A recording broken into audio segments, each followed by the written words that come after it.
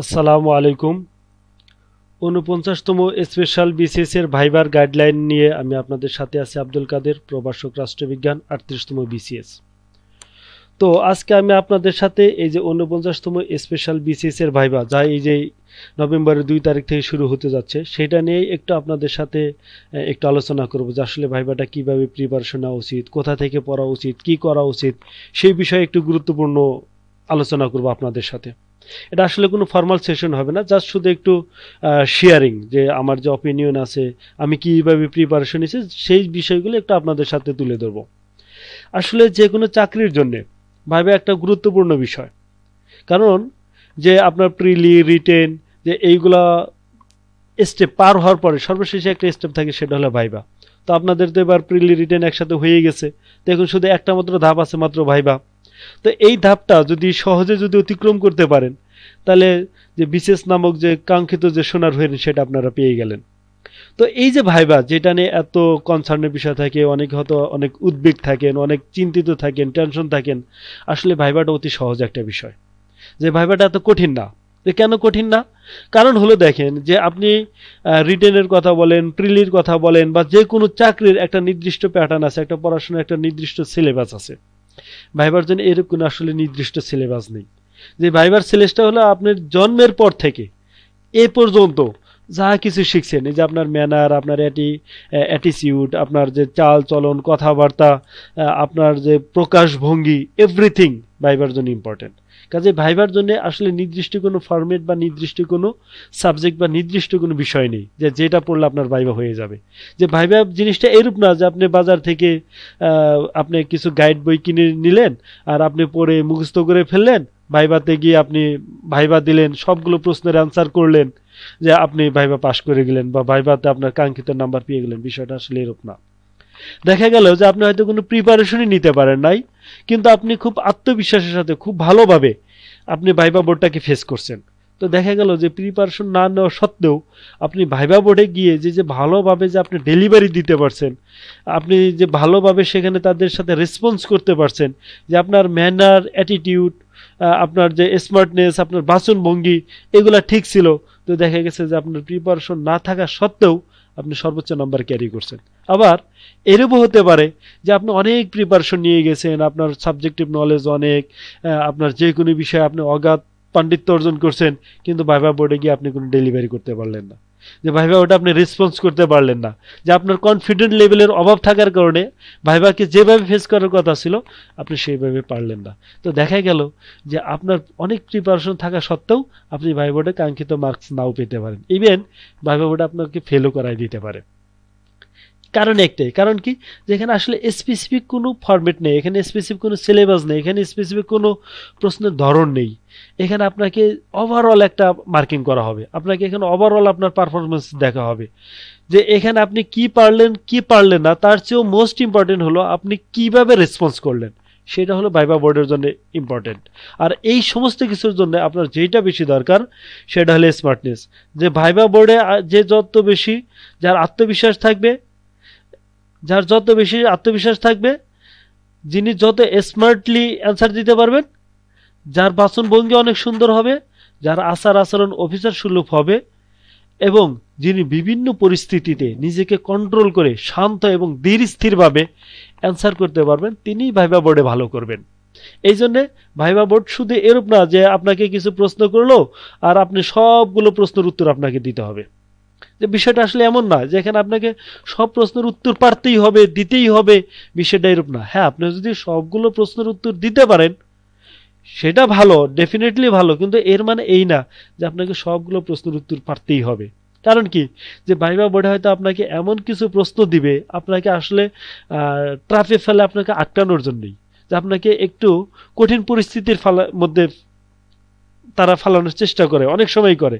এটা যে সবসময় করবে বিষয়টা এরূপ না, যে এটা অনেক সময় করে, সবাইকে যে করবে এরূপও না। কারণ ভাইভা পোর্টাল এমন একটা জায়গা যেখানে প্রত্যেকটা ব্যক্তি, প্রত্যেকটা পার্সনের জন্য হয়তো ভিন্ন ভিন্ন রকম হয়তো পরিবেশ সেখানে বিরাজ করতেছে, যেটা আপনার জন্য একরকম হবে, হয়তো আরেকজনের জন্য সেটা অন্যরকম হতে পারে। তো যা হোক, যেটা বলতেছিলাম, যে আপনাকে যে একটা প্রশ্ন করছে আপনি সেটা পারতেছেন না, যে এরূপ অবস্থা আপনার আপনার আচার আচরণ কেমন থাকে, এরূপ অবস্থা আপনি কি করেন, যে এটা আপনাকে কিভাবে আপনি ওই সিচুয়েশনটাকে বা পরিস্থিতিটাকে আপনি সামাল দেন, সেটা হলে একটা ভাইভা বোর্ডের জন্য ইম্পর্টেন্ট। কাজেই যে আপনাকে সব প্রশ্নের উত্তর পারতে হবে এরূপ না। কারণ আপনাকে একটা প্রশ্ন জিজ্ঞাসা করছে, আপনি জানেন না, তো আপনি সুন্দরভাবে বলে দেন যে সরি স্যার, এই বিষয়ে আমি জানা নেই, বা স্যার এই বিষয়ে আমাকে জানতে হবে। এই যে সুন্দরভাবে বললেন, এইটাও কিন্তু আপনার প্রশ্ন না পারার চেয়েও কিন্তু এটা ইম্পর্টেন্ট, যে এই যে আপনি সুন্দরভাবে আপনার নিজেকে, আপনার অজ্ঞতাটাকে আপনি প্রকাশ করতে পারছেন যে আপনি যে জানেন না। কাজেই যে এই জন্যে যে আপনার সবগুলো প্রশ্নের উত্তর যে পারতে হবে, বিষয়টা কিন্তু এরূপ না। এখানে হলো আপনাকে পরিস্থিতিটা খুব শান্ত এবং ধীর স্থিরভাবে আত্মবিশ্বাসের সাথে আপনার ভাইভা বোর্ডটাকে আপনার ফেস করতে হবে। প্রত্যেকটা সিচুয়েশনকে আপনাকে নিজের নিয়ন্ত্রণে রেখে আপনাকে ভাইভা বোর্ডটাকে ফেস করতে হবে। এবং ভাইভা বোর্ডে অবশ্যই কখনো ওভার্ট স্মার্টনেস দেখানো যাবে না, যে আপনার একটা বিষয় জানা নেই, হ্যাঁ, আপনি এমনভাবে নিজেকে উপস্থাপন করতেছেন যে যেটা ওভার্ট স্মার্টনেসের পর্যায়ে চলে যায়। বা আপনি একটা প্রশ্ন জানা নেই, আপনি নিজেকে একদম স্মার্ট মনে করে ঘুরিয়ে ফিরিয়ে পিছিয়ে বোঝানোর চেষ্টা করতেছেন। ভাই এটার চেয়ে সহজ হলে এইটাই, যে আপনি খুব সুন্দরভাবে বলে দেন যে আসল বিষয়টা আমার জানা নেই বা বিষয়টা জানতে হবে। কারণ হলো ভাইভা বোর্ডের জন্য দুইটা মারাত্মক যে ক্ষতির দুইটা বিষয় হলো, একটা হলো ওভার স্মার্টনেস, আর একটা হলো আপনার ভয়। যদি ভয় থাকে, আপনি প্রশ্ন জিজ্ঞাসা করছে, আপনি পারেননি, আপনি ঘেমে যাচ্ছেন, আপনি নিজে স্থির থাকতে পারতেছেন না, এটা আপনার জন্য খুবই কি বলবো, যে নেগেটিভ ফলাফল আপনার জন্য বয়ে নিয়ে আসবে। যে ওভার্ট স্মার্টনেস এবং ভয়, এই দুইটাকে অ্যাভয়েড করে আত্মবিশ্বাসের সাথে ভাইভা বোর্ডটাকে ফেস করা। আর এই জন্যে যে ভাইভা বোর্ডের যে ভাইভা কি কি প্রিপারেশন নেবেন, কিভাবে প্রিপারেশন নেবেন, কি পড়াশোনা করবেন, তার চেয়ে আমি একটু যেহেতু আপনাদের সময় একেবারেই কম, একটু বলি যে ভাইবার আগের দিন আসলে আপনাদের কি করা উচিত। কারণ হলো যে এই পড়াশোনা, এটা আগেই কিন্তু বলেছি যে ভাইভা বোর্ডের জন্য পড়াশোনার জন্য মোস্ট ইম্পর্টেন্ট হলো নিজের ভিতরে আত্মবিশ্বাস গ্রো করা, কনফিডেন্ট লেভেল যাতে হাই থাকে সেই জন্য চেষ্টা করা, এবং ওই দিন যাতে আপনি ধীর স্থির ঠান্ডা মাথায় সবগুলো প্রশ্নকে আপনি ফেস করতে পারেন। এই জন্যেই এই বিষয়গুলো নিয়ে একটু আলোচনা করা দরকার বলে যেন একটু আলোচনা করে। আর পড়াশোনার বিষয়টা আমরা লাস্টের দিকে বলবো, যে কোন কোন বিষয়গুলো পড়বেন, কিভাবে পড়বেন, সেটা আমরা লাস্টের দিকে বলার চেষ্টা করব। তো যেহেতু আজকে আপনাদের হাতে মাত্র সময় হাতে গোনা 2-3 দিন, তো এখন থেকে আপনারা যেটা করবেন যে অবশ্যই আপনাদের যে প্রয়োজনীয় যে কাগজপত্র আছে, যেমন বিপিএসসি ফর্ম 1, 2, 1, 3, তারপরে হলো আপনার মূল মার্কশিট, আপনার যে মূল মার্কশিটগুলোর সত্যায়িত কপি, ছবি, যে এই যে প্রয়োজনীয় এনআইডি, যে প্রয়োজনীয় যে আপনার যে কাগজপত্রগুলো আছে, এগুলো এখন থেকে গুছিয়ে ফেলেন, গুছিয়ে আপনি ফাইলবন্দি করে রাখেন, যাতে আপনি ভাইবার দিনে এই যে আপনাকে কোনো প্রকার এইগুলো নিয়ে বাড়তি কোনো টেনশন করতে না হয়। কারণ এইগুলো নিয়ে আপনি যদি টেনশন করেন, তাহলে দেখা যাব যে আপনার ভাইবাটা খারাপ হয়ে যাবে, যে আপনার পড়াশোনার জন্য এত মনোনিবেশ করলেন যে পড়াশোনার জন্য আপনার যে প্রয়োজনীয় কাগজপত্রগুলো সেগুলো আপনি ঠিক করতে পারলেন না, আপনি গুছিয়ে রাখতে পারলেন না। দেখা যায় ভাইবার আগের দিন হয়তো আপনি তাড়াহুড়ার মধ্যে পড়ে গেছেন, যে তখন এটা আছে ওইটা নাই, এটা কোথায় আছে, খুঁজতে খুঁজতে দেখা যাবে যে আপনার যে যা পড়ছিলেন সেটাও শেষ, আপনার কনফিডেন্স লেভেল শেষ, অনেক কিছু আপনার লো হয়ে যাবে। এই যে আগে থেকেই কাগজপত্রগুলো গুছিয়ে ফেলেন। তারপরে হলো ভাইবার আগের দিন অবশ্যই আপনাকে ঠিক করতে হবে যে আপনার বাসা থেকে পিএইচসি কত দূর, আপনি কিভাবে যাবেন, আপনি কোন ধরনের বাহন ব্যবহার করবেন, যাতে কিরকম সময় লাগতে পারে, তার চেয়ে আপনি আরো প্রয়োজন আধা ঘন্টা 1 ঘন্টা সময় হাতে নিয়ে আপনি বের হন। কারণ হলো যে আপনি যদি একেবারে যে টাইম নিয়ে যদি আপনি যদি বের হয়ে যান, যে দেখা গেল রাস্তার মধ্যে হয়তো কোনো এক ঘটনা ঘটছে, যে আপনার হয়তো একটু রুট চেঞ্জ করে যাওয়া লাগতেছে, তো দেখা গেল এই যে একটু রুট চেঞ্জ করা লাগতেছে, আপনার ভিতরে কিন্তু অটোমেটিক একটা পেরেশানি কাজ করবে। আর যে কোনো পেরেশানি আপনার ভাইবারটাকে ড্যামেজ করে দেওয়ার জন্য বা খারাপ করে দেওয়ার জন্য যথেষ্ট। এই জন্য অবশ্যই পরীক্ষার আগেই আপনারা পরীক্ষার রুট, গেট টাইম বা সময় এগুলো নির্ধারণ করবেন, কিভাবে যাবেন। হ্যাঁ, এইগুলো আপনারা একটু আগে একটা লাইন আউট করে নেবেন, যে এই কটার সময় বের হবো, এই রুটে যাব, এইভাবে আমরা যাব। ঠিক আছে। তারপরে হলো যে ভাইবা বোর্ডে কিন্তু একটা কমন একটা ইয়া থাকে যে আপনি ভাইবা বোর্ডে বিষয়টা এরূপ না যে আপনি যাওয়ার সাথে আপনাকে একদম ভাগের মতো সবাই আপনার উপর ঝাঁপিয়ে পড়বে, বিষয়টা কিন্তু এরূপ না। ভাইবা বোর্ডে প্রবেশ করার সাথে সাথে যে জিনিসটা ঘটে, যে আমি 38, 40 এবং 41 ভাইবা দিয়েছিলাম, সেই অভিজ্ঞতা থেকেই বলতেছি যে ভাইবা বোর্ড খুবই ফ্রেন্ডলি হয়। তবে সবার ক্ষেত্রে যে সবসময় হবে এরূপও না, অনেক সময় তো কর্কশভাবে শুরু করে, তবে সেটা খুব রেয়ার। এটা শুরু করার মানেও কিন্তু এইটাই যে আপনাকে আসলে জাস্টিফাই করা, যে আপনি কিভাবে এই পরিস্থিতিটাকে সামাল দিচ্ছেন। যে আমার 38-এর আমার এক কলিগ আছে, তাকে মাত্র প্রথমে ঢোকার পরে তাকে অপমান অপদস্থ করে বের করে দিছে, অথচ সে আমাদের সাথে এখন শিক্ষা ক্যাডারে আছে। যে আসলে ভাইবা বোর্ডে গেলে যে আপনাকে একদম মানে সবসময় যে একদম ঝাঁপিয়ে পড়বে এরকম না, দুই একটা রেয়ার কেস। ম্যাক্সিমাম ক্ষেত্রে যেটা হয় যে ভাইবা বোর্ড আপনার সাথে প্রথমে একটু ফ্রেন্ডলি আপনার সাথে বিহেভ করবে, যে আপনার নাম কি, আপনি কোথা থেকে আসছেন, আপনার বাবার নাম কি, এই যে কমন প্রশ্নগুলো জিজ্ঞাসা করে। তবে এইগুলো অবশ্যই ভাইবা বোর্ডে যা যদি আপনি যদি নার্ভাস হয়ে যান, আপনি যদি কি বলবো যে যদি ভয় পেয়ে যান, দেখা যাচ্ছে যে কমন প্রশ্নগুলো আপনি হয়তো টাইম নিয়ে ফেলতেছেন।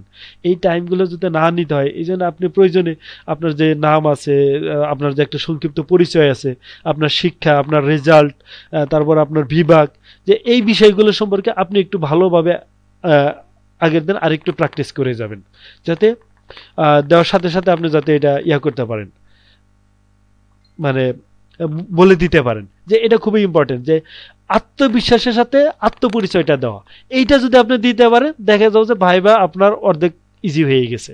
তো ভাইবা বোর্ড আপনার কাছে আর সেই আপনি যে যেরকম অনেকে মনে করে যে ভাইবা বোর্ড না জানে কি এটা কি বাঘ নাকি সিংহ নাকি এটা মানে কখন মানে ধর্মার কাট করে ফেলে, বিষয়টা এরকম না। যে ভাইবা বোর্ড আসলে খুব ফ্রেন্ডলি থাকে, আর এই ফ্রেন্ডলি নিজেকে আর করে নিতে হয়, সেটা হলো যে নিজের ভিতরে যে আত্মপরিচয়টাও যাতে আত্মবিশ্বাসের সাথে দিতে পারেন। এখানে যদি আপনি যদি একটু টাইম নেন, চিন্তা ভাবনা করেন, তাহলে তো আপনার পুরোটা এলোমেলো হয়ে যাবে। এই যে এবং আরেকটা গুরুত্বপূর্ণ বিষয় হলো যে আপনি যদি পারেন এই কয়েকদিনের জন্য এই যে আমাদের যে রাষ্ট্রবিজ্ঞানের যে গুরুত্বপূর্ণ যে টপিকসগুলো আছে, যে বিষয়গুলো না জানলেই নয়, এরকম কিছু টপিকস, যেমন ধরেন এই যে রাষ্ট্র কি, রাষ্ট্রের উপাদান কি, রাষ্ট্রের উৎপত্তি কি, সংবিধান সম্পর্কে, তারপরে হলো যে আমলাতন্ত্র সম্পর্কে, এই যে বিভিন্ন যে গুরুত্বপূর্ণ যে টপিকস আছে, এর একটা সংক্ষিপ্ত লিস্ট করে এই কয়েকদিন আপনি একটু একটু দেখেন এবং এর একটা সংক্ষিপ্ত নোট নিতে পারেন, যাতে আপনি একটু ভাইবা পিএইচডিতে প্রবেশের আগে একটু চোখ বিলিয়ে নিতে পারেন। তবে এটা যে করতে হবে এটা এরূপ না, এটা না করলেই বরং ভালো। তারপরেও যদি করতেছেন এটা করতে পারেন আর কি, যে এই যে আমাদের যে মূল যে বিষয়গুলো আছে সেটা অবশ্যই সাজিয়ে নাও।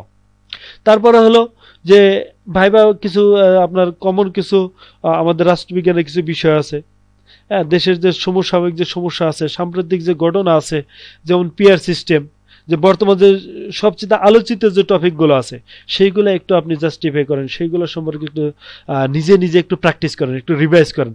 ফর এক্সাম্পল যদি বলে যে পিয়ার সিস্টেমটা কি, আসলে পিয়ার সিস্টেম বাংলাদেশের জন্য কতটুকু উপযোগী, অথবা ধরেন এই যে বর্তমানে একটা সংশোধনের কথা বলা হচ্ছে যে বাংলাদেশের যে এক কেন্দ্রিক আইনসভা থেকে দ্বিকক্ষ বিশিষ্ট আইনসভা, যে এটা বাংলাদেশের জন্য কতটুকু আপনার প্রয়োগযোগ্য, বা বাংলাদেশের জন্য এটা ভালো নাকি মন্দ, এই যে বিষয়গুলো আছে এইগুলো একটু সংক্ষেপে যাতে উত্তর দিতে পারেন, সুন্দর করে সাজিয়ে গুছিয়ে, যাতে ইনফরমেটিভ হয়, এই বিষয়গুলো এখন থেকে একটু রিভাইজ করে যাবেন।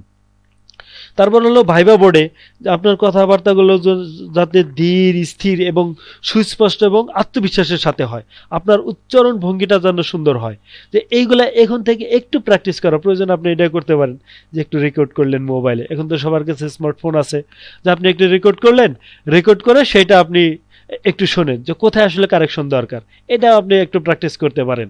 এবং সাথে শারীরিক ভাষা, body language, it's very much important for viva Bose. যে আপনার ভাইবা পরীক্ষার জন্য বডি ল্যাঙ্গুয়েজটা খুবই ইম্পর্টেন্ট।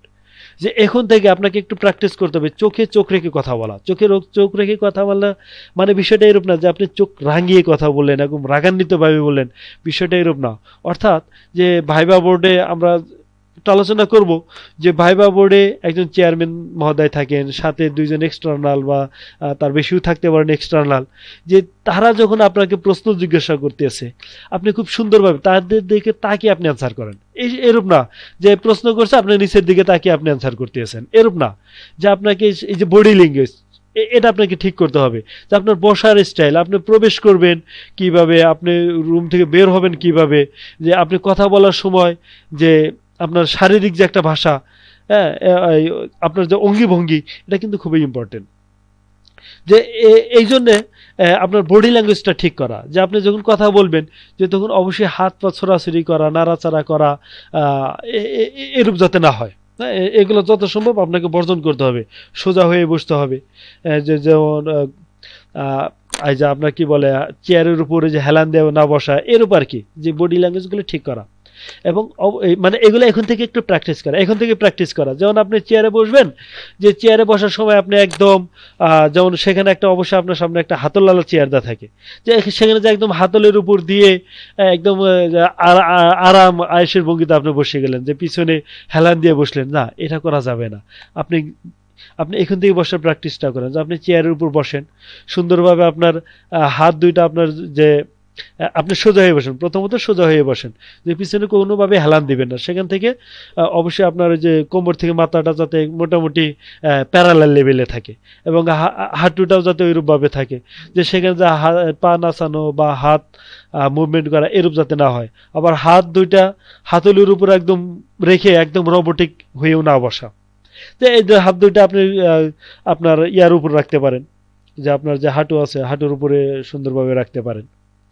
হ্যাঁ, তো প্রয়োজনে আপনার যে যদি কখনো যদি হাত একটু নাড়াচাড়া করার দরকার পড়ে, সেটা আপনারা করতে পারেন। তো এই জন্য বডি ল্যাঙ্গুয়েজটা এখন থেকে একটু প্র্যাকটিস করা, যে বসার প্র্যাকটিস করা। আপনি কিভাবে বসতেছেন, আপনি কথা বলার সময় হাত পা কিভাবে নাড়াচাড়া করতেছে কিনা, যে যদি করে থাকে বেশি, যদি হাত পা নাড়াচাড়া করে থাকে, সেটা কন্ট্রোলে নিয়ে আসা, এটাই কয়েকদিনের মধ্যে আপনাকে প্র্যাকটিস করতে হবে। আর এইগুলা যদি করেন আপনার আত্মবিশ্বাসটা অটোমেটিক বেড়ে যাবে। ভাইবা বোর্ড দেখেছে আপনার অটোমেটিক আপনার ফেভারে চলে আসছে। এবং অবশ্যই আপনাকে এখনই একটু চেক করে নিতে হবে যে আপনার যে ড্রেস কোড, আপনার যে ড্রেস, সেটা ঠিক আছে কিনা, যে আপনার যে প্রয়োজনীয় পোশাক পরিচ্ছদ যেটা আছে সেটা আপনি ঠিক মতো ইয়ে করে রেখেছেন কিনা, গুছিয়ে রেখেছেন কিনা, সেটা লন্ড্রি করা আছে কিনা, সেটা আয়রন করা আছে কিনা, পরিষ্কার পরিচ্ছন্ন আছে কিনা, এটা এখনই চেক দেওয়া। কারণ এখন যদি চেক না দেন, হয়তো পড়তে পড়তে যদি একদম ভুলে যান, পরীক্ষার আগের দিন দেখছেন যে তখন আসলে কোনো কিছু করার সুযোগ নাই, বা দেখা যাবো যে আপনার এই যে আত্মবিশ্বাস, যেটা পড়াশোনা করে যতটুকু অর্জন করছিলেন, সম্পূর্ণ ধূলিসাৎ হয়ে যাচ্ছে। এই জন্য এই জিনিসটা অ্যাভয়েড করার চেষ্টা করবেন। এবং আপনার যে কিছু যে আপনার যে ফাইল যেখানে আছে, যে কলম, নোটপ্যাড, এগুলোর জন্য ফাইলটা এখন থেকে আপনি গুছিয়ে রাখতে পারেন। ওকে, তো এই এখন আপনাদের একটু বলবো, যে আমরা মূল আলোচনা শুরু করার পূর্বে আরেকটু বলবো আপনাদের ড্রেস কোড নিয়ে। আসলে ড্রেস কোডটা খুবই ইম্পর্টেন্ট। একটা কথা আছে যে appearance is the first recommendation, যে আপনার যে অ্যাপিয়ারেন্স, আপনার যে বাহ্যিক যে একটা পোশাক পরিচ্ছদ, এইটাই কিন্তু ভাইবা বোর্ডে খুব ইম্পর্টেন্ট। এখানে ভাইবা বোর্ডের প্রত্যেকটা জিনিস ইম্পর্টেন্ট, তার মধ্যে ড্রেস কোড হলো অন্যতম একটা গুরুত্বপূর্ণ একটা বিষয়। যে এই ড্রেস কোডের জন্য অবশ্যই খুব বেশি আপনাকে যে চকচকে ঝকঝকে এরকম ড্রেস পরা যাবে না। এখানে আপনার যে ফর্মাল ড্রেস বলতে আমরা যা বুঝি, সেই ফর্মাল ড্রেসগুলো আপনাকে পরতে হবে। যেমন ছেলেরা সাধারণত সাদা বা হালকা রঙের যে শার্টগুলো আছে সেগুলো পরতে পারেন, সাদা শার্ট পরতে পারেন, বা নীল বা ব্লু নেভি কালার রঙের শার্ট। মানে মোট কথা হলো যে শার্টটা ফর্মালি যায়, হ্যাঁ, এক কালার, যে খুব বেশি কালারফুল হয়ে গেল, চকচকে হয়ে গেল, এরূপ না পরা। এবং অবশ্যই ফুল শার্ট হতে হবে। সাথে হলো আপনার কি বলবো, যে আপনার যে প্যান্টটা আপনার ব্ল্যাকও হতে পারে, নেভি কালারও হতে পারে, যে ফর্মাল প্যান্ট হতে হবে। এই জিন্স প্যান্ট বা গ্যাবার্ডিং বা এই যে আপনি প্যান্ট বানাইছেন কিন্তু সেটা ফর্মাল না, এর প্যান্ট হওয়া যাবে না। এবং আপনার এই যে শার্ট প্যান্টের সাথে মানানসই অবশ্যই জুতা হতে হবে, শু হতে হবে। এই শুটা অবশ্যই অক্সফোর্ডের হলে ভালো, যে অক্সফোর্ডের ইয়াগুলো মোটামুটি বেশি মানানসই হয়। অক্সফোর্ড যদি নাও থাকে, তো অন্য যে আপনার যে ব্ল্যাক যে আপনার শুগুলো আছে, সেই শুগুলো আপনারা পরতে পারেন, এবং শুর সাথে ম্যাচিং করে আপনার বেল্টটা নিতে পারেন। এবং টাই, এটাও একটা ছেলেদের জন্য খুব ইম্পর্টেন্ট একটা ড্রেস। যে এই যে টাইটা আসলে খুব বেশি মোটাও যাতে না হয়, আবার খুব বেশি চিকনও যাতে না হয়, মোটামুটি মাঝারি রকমের মানুষ সই টাইপের যাতে একটা টাই হয়। এবং টাইটা খুব বেশি কালারফুল যাতে না হয়। হ্যাঁ, এরকম একটা টাই পরা। আর অবশ্যই আপনার ড্রেসগুলো যাতে খুব সুন্দরভাবে সাজানো গোছানো লন্ড্রি করা থাকে। হ্যাঁ, আর এর যদি আমরা যদি মেয়েদের ক্ষেত্রে যদি বলি যে মেয়ে, আচ্ছা এখানে আরেকটা প্রসঙ্গ বলা দরকার, সেটা হলো যে সাথে আপনারা যদি চান আপনারা ব্লেজার পরতে পারেন, যে সেটা খুবই ভালো একটা যে ব্লেজার হলে খুবই ভালো। ব্লেজার অবশ্যই আপনার খুব কি বলে একদম ফিটিং হতে হবে, ভালো একটা ফিটিং। পোশাক আশাক ড্রেস কোড মানে এই না যে আপনাকে খুব দামি পোশাক পরতে হবে, এটা ইম্পর্টেন্ট না। ইম্পর্টেন্ট হলো যে আপনি আপনার পোশাকটা আপনার সাথে সুন্দরভাবে যায় কিনা, আপনার সাথে ফিটিংটা ঠিক আছে কিনা, আপনার পোশাক পরিচ্ছদটা সুন্দর মানে পরিষ্কার পরিচ্ছন্ন আছে কিনা, আপনার রুচিটা কেমন, আপনার ফর্মাল ড্রেস কোডের মধ্যে যায় কিনা, এটা হলো ইম্পর্টেন্ট। দামি পোশাক হতে হবে এরকম না।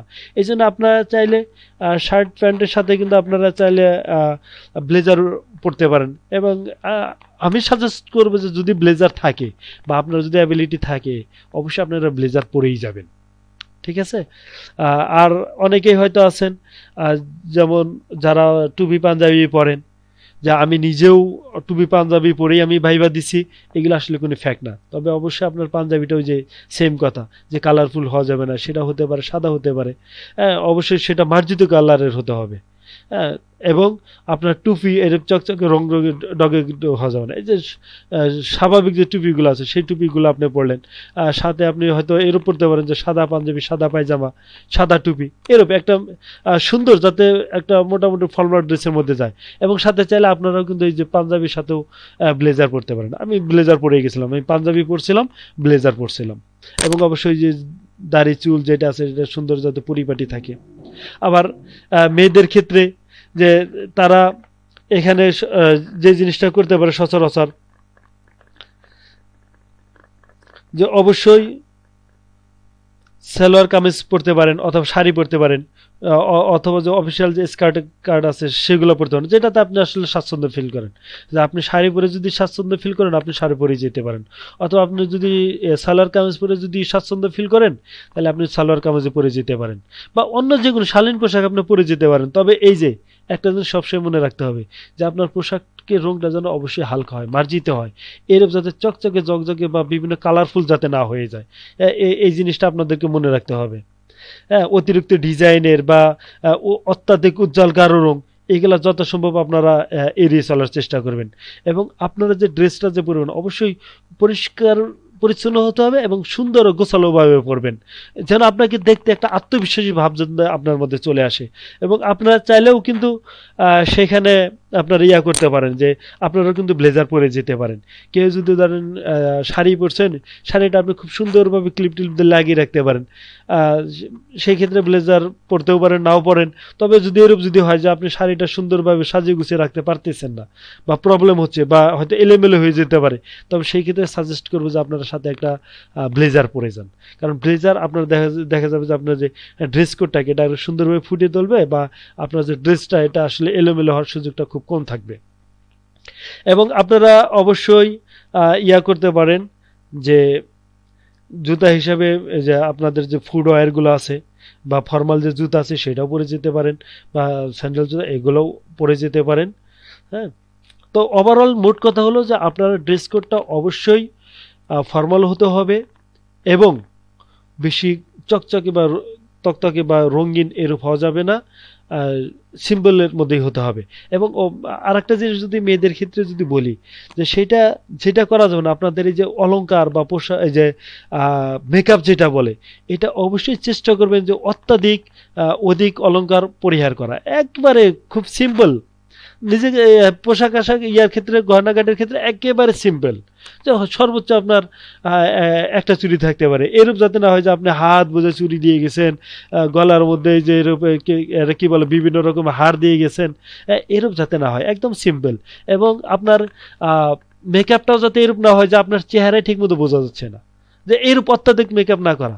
ভাই আল্লাহ আপনাকে এমনি অনেক সুন্দর করে তৈরি করছে, আপনার যে চেহারা সুরত যেটা আছে এটাকে জাস্ট হয়তো আপনি হালকা একটু করে যেতে পারেন, কিন্তু খুব বেশি এখানে মেকআপ করার সুযোগ নেই, বা না করারই ভালো। যদি করেন সেটাও আপনার নেগেটিভ পার্সোনালিটি উপস্থাপন করবে। তো যাই হোক, এই হলো আপনাদের ড্রেস কোড সম্পর্কে একটু গাইডলাইন। আপনারা এইটা একটু ফলো করার চেষ্টা করবেন, গাইডলাইনটা। আশা করি ইনশাল্লাহ আপনাদের ড্রেস কোড অনেক সুন্দর হবে।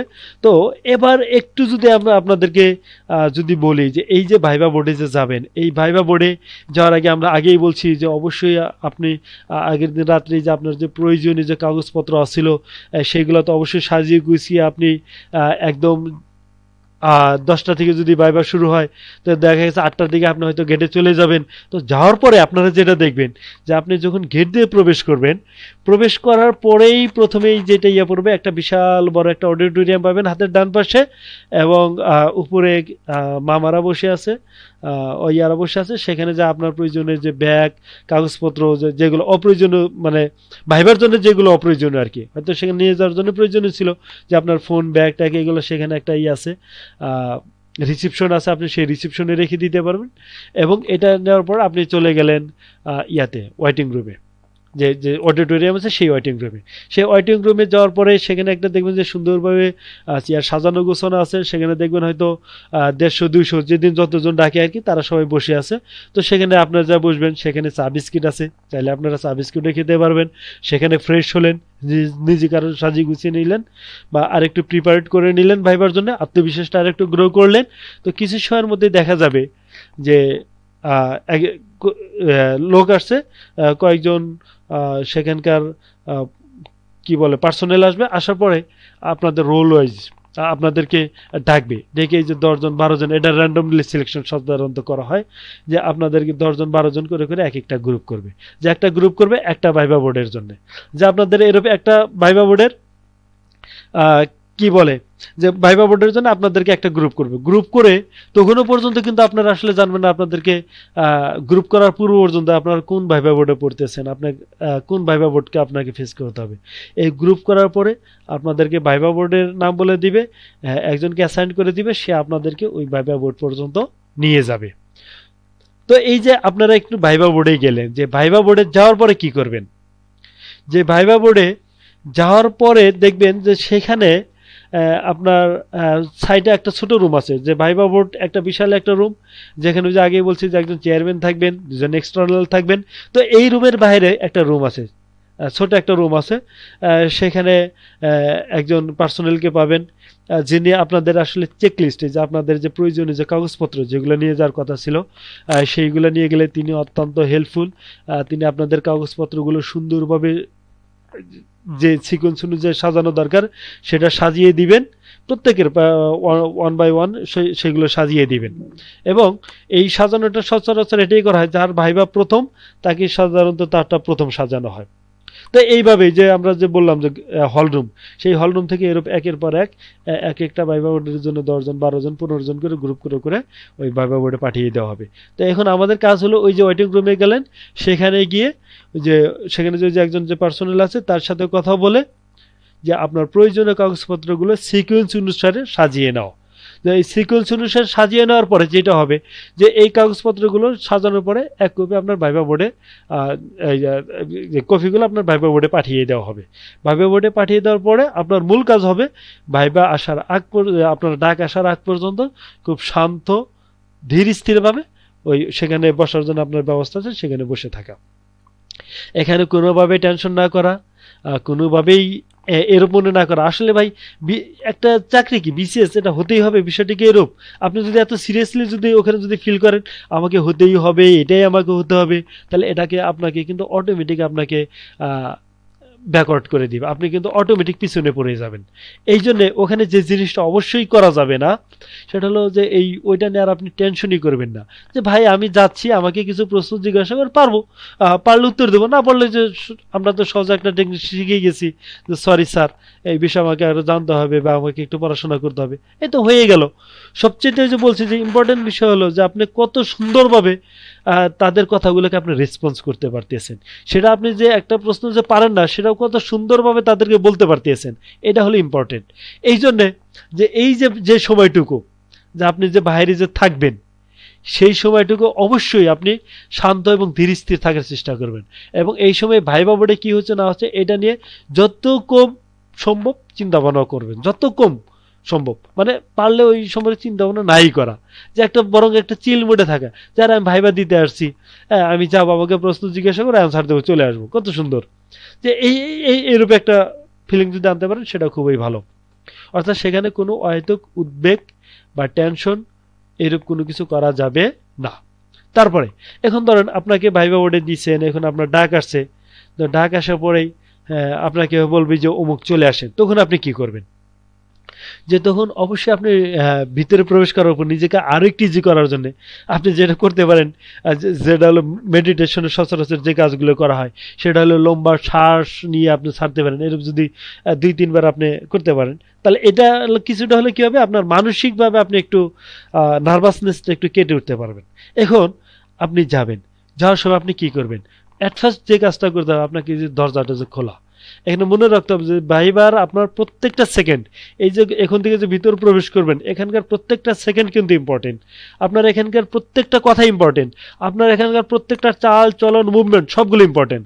কাজে এখানে এমন কিছু করা যাবে না, এমন কিছু করা যাবে না যেটা আসলে অভদ্রতার পর্যায়ে যায় বা যেটা আসলে আপনাকে ব্যাকওয়ার্ডে ফেলাই দেয়। এই জন্য প্রথমে যেটা করবেন, যে দরজাটা সাধারণত যে পুশ করার মতো দরজা থাকে, তা আপনি খুব সুন্দরভাবে ধীর স্থিরভাবে করবেন। এর না খুব জোরে যদি ধাক্কা দেন, সেখানে দেখা যায় কর্কশ একটা শব্দ হয়ে যাবে। হ্যাঁ, আবার এমন ভারে ভারে দরজা খুলতেছেন যে হয়তো ভাইবা বোর্ডের এরা দেখে একদম বিরক্ত হয়ে যাচ্ছে। এরূপ যাতে না হয়, খুব সাবলীল স্বাভাবিকভাবে ধীর স্থিরভাবে আপনি দরজাটা খুললেন। খোলার পরে প্রথম যে কাজটা হবে, আপনি দরজাটা খুলে দরজাটা লাগিয়ে প্রথম আপনার হলো সুন্দরভাবে সালাম দেওয়া, অথবা যারা আদাব বা যারা যে ধর্মের অনুযায়ী যে রীতিতে আপনারা একটা সম্বোধন দেন সেটা আপনারা দিলেন খুব সুন্দরভাবে। এরকম না সালাম আলাইকুম, এরকম যাতে না হয়, খুব সুন্দরভাবে বলা যে আসসালামু আলাইকুম, স্যার আমি কি আসতে পারি? যে এই যে বললেন, তারা তো অবশ্যই বলবে হ্যাঁ আসুন। অথবা আপনি সালাম দিলে আপনি ওটা বলতেও হবে না, তার আগে তার চলে আসুন, বা আপনার যেহেতু কাগজ ওখানে দেওয়াই থাকবে, হয়তো বলবে যে অমুক আপনি চলে আসুন, আচ্ছা গেলেন। তো অবশ্যই যাওয়ার ক্ষেত্রে যে আপনার পায়ের শব্দ যাতে না হয়, যে অনেক সময় আছে না যে অনেক হাঁটাহাঁটি করে যে জুতা ছেঁচড়িয়ে যায় এবং পায়ের শব্দ হয়, এরূপ যাতে না হয়। অবশ্যই আপনার চলনটাও কিন্তু ওখানে ইম্পর্টেন্ট, যে আপনি খুব সুন্দরভাবে ধীর স্থিরভাবে, এরূপ না খুব তাড়াহুড়া করে চলেই গেলেন। আবার এরূপ না যে আপনি খুব একদম ধীরে ধীরে যাচ্ছেন, স্লো মোশনে যাচ্ছেন, এরূপ যাতে না হয়। আপনি খুব সুন্দরভাবে ধীর স্থিরভাবে গেলেন। আবার যাওয়াটাও যাতে আপনার চলাটা এটাও যাতে আত্মবিশ্বাসের সাথে হয়, আপনার চলার মধ্যেই যাতে আপনি যে আসলে আত্মবিশ্বাসী একজন লোক সেই ভাবটা যাতে ফুটে ওঠে। এরকম যাতে নয় যে আপনি চলতেছেন আপনার হাত পা একটু কাঁপতেছে বা আপনি ঘামতেছেন, এরূপ যাতে না হয়। কারণ হলো যে যদি ওই যে বললাম যে ভয় জিনিসটা বা ঘেমে যাওয়ার জিনিসটা, এটা ভাইবা বোর্ডের জন্য খুবই নেগেটিভ একটা ইম্প্যাক্ট ফেলায়। সেজন্য আপনার খুব ধীর স্থিরভাবে গেলেন, চেয়ারের ওখানে গেলেন, তো চেয়ারের এখানে আপনার প্রয়োজন মতো অ্যাডজাস্ট করে নেবেন। চেয়ারের ওখানে যাওয়ার পরেই হয়তো তারাই বলবে যে আপনি বসুন, অথবা যদি না বলে তাহলে আপনাকে দাঁড়িয়ে সুন্দরভাবে বলবেন স্যার বসতে পারি। তবে ভাই এই ক্ষেত্রে একটা জিনিস বলি, যে আসলে ভাইবা বোর্ডে শুরুতে এরূপ না বলা, যে না বলা মানে বিষয়টা এরূপ না। আপনি যদি ইংলিশে খুব যদি এক্সপার্ট হন, আপনি যদি ইংলিশে যদি ভাইবা দিতে চান, হয়তো আপনি বলতে পারেন may I come in sir, এরূপ। তবে সবচেয়ে ভালো হলো যে যদি আপনি যদি ইংলিশটাকে একটু অ্যাভয়েড করে যদি মনে করেন যে না আমি বাংলাতে শুরু করি, যে আপনি হয়তো বলতেন আসতে পারি স্যার, চেয়ারের ওখানে যা বললেন স্যার আমি কি বসতে পারি, তো এরূপ বলা। যে কারণ কি, যে আপনি যদি শুরুতে ইংলিশ বলেন তাহলে দেখা গেল হয়তো তারাও ভাইবা বোর্ডের যে আছে তারাও হয়তো আপনাকে ইংলিশে প্রশ্ন করা শুরু করে দিতে পারে। এই জন্যে যে এটা একটা ভালো একটা টেকনিক, আপনি যদি বাংলায় যদি করতে চান, প্রশ্ন যদি অ্যান্সার করতে চান, বা আপনি বাংলায় যদি ভাইবাটা ফেস করতে চান, তবে ভাইবা বোর্ডে কিন্তু ভাই বলছে এটা আসলে নির্দিষ্ট কিন্তু গ্রামার ফলো করা চলে না। এখানে যে কোনো সময় যে কোনো কিছু করতে পারে, যে কোনো পরিবর্তন হতে পারে, যে কোনো পরিস্থিতির অ্যারাইভ হতে পারে। তো এইটাই হলো ভাইবা, যে আপনি সেই পরিস্থিতিগুলোকে কিভাবে আপনার সামাল দিচ্ছেন। তবে এটা হলো কমন একটা যে সচরাচর যেটা সবসময় হয় আর কি, যে আপনি যদি বলেন আমি কি আসতে পারি স্যার, আমি কি বসতে পারি স্যার, তো দেখা গেল যে ওনারা হয়তো আপনাকে হয়তো বাংলাতে তারা প্রশ্ন করা শুরু করছে। কাজে এই জন্য বলবো যে যারা আসলে ইংলিশে ভাইবা দিতে চান না বা একটু ভীতি কাজ করে, তারা ইয়া করবেন যে আপনার কথাগুলো তারা যদি ইংলিশে কোনো প্রশ্ন যদি না করে, আই রিপিট ইট, যদি আপনাকে ইংলিশে কোনো প্রশ্ন না করে আপনি কখনোই ইংলিশে অ্যান্সার দিবেন না। তারা যদি বাংলা প্রশ্ন করে আপনি অবশ্যই বাংলা অ্যান্সার দিবেন। তবে হ্যাঁ, তারা যদি ইংলিশে যদি প্রশ্ন করেন তাহলে অবশ্যই আপনাকে ইংলিশেই অ্যান্সার দিতে হবে, এটা মাথায় রাখবেন। এই জন্য আপনি যে জায়গাগুলো আপনি শুরু করতেছেন সেগুলো আপনি বাংলায় শুরু করেন। তো যা আপনি সুন্দরভাবে বললেন যে আমি কি বসতে পারি স্যার, তো যদি বলে যে ওকে বসেন, তা আপনি তো বসে গেলেন। অবশ্যই এটা বলবে যে বসেন, ইভেন হয়তো আপনার অনুমতি নাও না লাগতে পারে। তো এই যে বসার সময় এই ক্ষেত্রে একটু খেয়াল রাখবেন যে এই যে আপনি যে বসবেন এইটা অবশ্যই আপনি চেয়ারটা আপনার প্রয়োজন অনুযায়ী অ্যাডজাস্ট করে নেবেন। যে হয়তো আপনার যদি একটু সামনে নেওয়ার দরকার পড়ে সামনে নেবেন, বা পিছনে আনার দরকার পড়লে পিছনে নেবেন। তবে অবশ্যই মনে রাখতে হবে যাতে এইটা সরানোর ক্ষেত্রে সাবধানতা অবলম্বন করতে হবে যাতে ব্যাড সাউন্ড না হয়। এক আর দুইটা আরেকটা জিনিস আপনাদেরকে বলি, যারা ব্লেজার পরে যাবেন আপনারা জানেন যে ব্লেজারের 3টা বোতাম থাকে। অবশ্যই 3rd নাম্বার একদম নিচের যে বোতাম এটা আপনারা কখনোই লাগাবেন না। আমি আবারও বলতেছি যে একটা ব্লেজারে কিন্তু 3টা বোতাম থাকে, যে আপনারা যে নিচের যে বোতাম আছে 3 নাম্বার বোতাম, নিচ দিক থেকে 3 নাম্বার বোতাম, এটা আপনার কখনোই লাগাবেন না। যে আপনারা প্রথম এবং দ্বিতীয় এই 2টা বোতাম লাগিয়ে যাবেন, এবং চেয়ারে যখন বসবেন বসার সময় অবশ্যই এই 2য় নাম্বার বোতামটা অর্থাৎ মাঝের যে বোতামটা আসলো সেটা খুলে দিবেন, বসার সময় খুলে দিবেন। আবার যখন চলে আসবেন আসার সময় কিন্তু সেটা লাগিয়ে আপনি তারপরে আসবেন। যে এইটা যে ব্লেজার পরে এটা একটা বসার একটা ম্যানার, একটা এটিকেট। এই যে এটা খুব ইম্পর্টেন্ট। হয়তো ভাইবা বোর্ড এটা অনেক সময় সিরিয়াসলি নিতে পারে, আবার সিরিয়াসলি নাও নিতে পারে। তবে যেহেতু ভাইবার প্রত্যেকটা মুভমেন্ট, প্রত্যেকটা সেকেন্ড, প্রত্যেকটা অঙ্গভঙ্গি ইম্পর্টেন্ট, সেই জন্য এটা আপনারা এইভাবে বসতে পারেন। এখন আপনি বসলেন, বসার পরে কাজ কি? বসার পরে আপনি মনে রাখবেন যে আপনি যদি বসছেন আপনার সামনে যিনি থাকবেন তিনি হলো ওই ভাইবা বোর্ডের চেয়ারম্যান, এবং তার পাশে 2জন ভদ্রলোক থাকবেন। তারা কোনো আমলা হতে পারেন অথবা ইউনিভার্সিটির পার্সোনাল হতে পারেন, অধ্যাপক হতে পারেন, যে তারা সবাই কিন্তু বিজ্ঞ। কাজে সেখানে আপনি এরূপ কিছু করবেন না যেটা অশালীন পর্যায়ে পড়ে যায়, বা যেটা বেদবির পর্যায়ে পড়ে যায়, বা যেটা ওভার স্মার্টনেসের পর্যায়ে পড়ে যায়। যে এই বিষয়গুলো অবশ্যই একটু খেয়াল রাখবেন। এবং ভাইবা বোর্ডে প্রশ্ন করার সময়, প্রশ্ন করার পরে যখন প্রশ্ন করবে আপনার অ্যাটিটিউডটা এমন থাকবে যে যেন আপনি তাদের কথা খুব মনোযোগ সহকারে শুনতেছেন। আপনার সেটা যাতে প্রকাশ পায়, যে আপনার ভঙ্গিমাটা, আপনার বডি ল্যাঙ্গুয়েজটা এরূপ হওয়া চাই, যে এরূপ যাতে না হয় যে তারা প্রশ্ন করতেছে আপনাকে দেখে অ্যাবসেন্ট মাইন্ডেড মনে হচ্ছে, আপনাকে দেখে মনে হচ্ছে যে না আপনি আসলে তাদের কথা প্রশ্নগুলোকে গুরুত্ব দিচ্ছেন না। এটাও কিন্তু ইম্পর্টেন্ট, যে না যখন যিনি প্রশ্ন করবেন তার দিকে তাকান, তার চোখের দিকে তাকিয়ে থাকেন এবং খুব মনোযোগ সহকারে আপনি প্রশ্নগুলো শ্রবণ করেন। আর এটা আপনার প্রয়োজনে এটা করতেও হবে, কারণ আপনি যদি প্রশ্নগুলো খুব মনোযোগ সাথে যদি শ্রবণ না করেন তাহলে দেখা গেছে যে আপনি প্রশ্নের অ্যান্সারটা সঠিকভাবে দিতে পারবেন না। এই জন্য প্রশ্নগুলো খুব সুন্দর সাবলীলভাবে আপনি প্রশ্নগুলো শোনেন। শোনার পরে কি করবেন, যে শোনার পরে এখন আপনি অ্যান্সার দেন। যদি প্রশ্ন পারেন খুব সুন্দরভাবে সাজিয়ে গুজিয়ে ইনফরমেটিভ ওয়েতে অল্প কথায় অ্যান্সার দেন। এখানে কিন্তু খুব বেশি বড় করার সুযোগ নাই, কারণ এত সময় বা এত ভাইবা বোর্ডেরও নাই। আবার ধরেন আপনাকে একটা প্রশ্ন করছে, এখন এই প্রশ্নটা করার পরে যেটা হবে যে এই যে প্রশ্নটা করলো আপনি হয়তো অ্যান্সারটা জানেন কিন্তু ওই মুহূর্তে আপনার মনে নাই। এখন আপনি হয়তো 15-20-30 সেকেন্ড চিন্তা ভাবনা করলেই হয়তো আপনি প্রশ্নটা পারতেন। তবে প্লিজ অ্যাভয়েড ইট। আপনি প্রশ্ন পারতেন কিন্তু এখন মনে নাই, এই জন্য আপনি টাইম নিয়ে না, আপনি খুব সুন্দরভাবে সরে দেন, সরি স্যার এই মুহূর্তে মনে করতে পারছি না, অথবা সরি স্যার বিষয়টা আমার জানা নেই, এটা স্কিপ করে যান। কারণ এই যে 20-25-30 সেকেন্ড চিন্তা ভাবনা করে অ্যান্সার দেওয়ার চেয়ে সরি স্যার এটা আমার জানা নেই বলাটা ওইটার চেয়ে অনেক বেশি বেটার। কেন, যে এই যে 20-30 সেকেন্ড আপনি নীরব যে থাকলেন, এটা আসলে ভাইবার পরিবেশটা আপনি বলেন যে এটা আসলে কেমন হয়ে গেল না, যে ভাইবার মধ্যে একটা গুরুত্বপূর্ণ বিষয় সেখানে আপনি নীরব বসে তারপরে অ্যান্সারটা দিচ্ছেন। যে এই জন্য বলছি যে কোনো প্রশ্নের অ্যান্সার আপনি হয়তো জানেন, হয়তো একটু চিন্তা ভাবনা করলে হয়তো পারতেন, কিন্তু এখন পারতেছেন না, তো ওটা আপনাকে অ্যাভয়েড করেই যান, খুব সুন্দরভাবে সরি স্যার বলে দেন। এক। দ্বিতীয় নাম্বার হলো আপনি যদি প্রশ্নটা পারেন তাৎক্ষণিকভাবে এত সুন্দরভাবে একটু সাজিয়ে গুছিয়ে 2-1 সেকেন্ড হয়তো আপনি এমনি চিন্তা করতে পারেন, যে সাজিয়ে গুছিয়ে ইনফরমেটিভ ওয়েতে সুন্দরভাবে আপনি অ্যান্সার দেন। এখন আপনি তো অ্যান্সার দিলেন।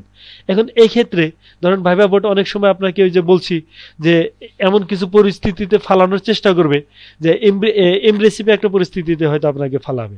ফালানোর পরে আসলে আপনাকে জাস্টিফাই করতে চায় যে আপনি যে কোনো ক্রিটিক্যাল মুভমেন্টে বা আপনার একটা লজিক্যাল পয়েন্টকে কেউ যদি অস্বীকার করে বা কেউ যদি ভুল বলে, সেই ক্ষেত্রে আপনার রেসপন্সটা কেমন হয় সেগুলো জানার জন্য হয়তো বলতে পারে যে আপনি এটা কি প্রশ্ন অ্যান্সার দিলেন, আপনার এর প্রশ্ন কিচ্ছু হয় নাই, আপনি কিচ্ছু জানেন না।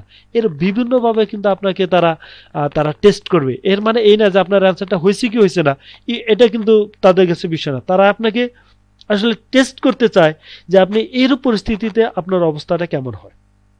এই জিনিসটা টেস্ট করাই হলো তাদের মূল উদ্দেশ্য। এই জন্য যে জিনিসটা আপনারা অবশ্যই করবেন যে এরূপ যদি হয় যে আপনি কিচ্ছু জানেন না, এই জন্য আপনাকে উল্টো রিয়াক্ট করা বা এরূপ করা, এরূপ কখনো না করা। হ্যাঁ, তখন হয়তো আমরা বলতে পারেন সরি স্যার, আমি বিষয়টা এইভাবেই জানতাম। আপনি সর্বোচ্চ এতটুকু বলতে পারেন। অথবা সরি স্যার, বিষয়টা আমার এর বেশি জানা নেই, আপনি এতটুকু বলতে পারেন।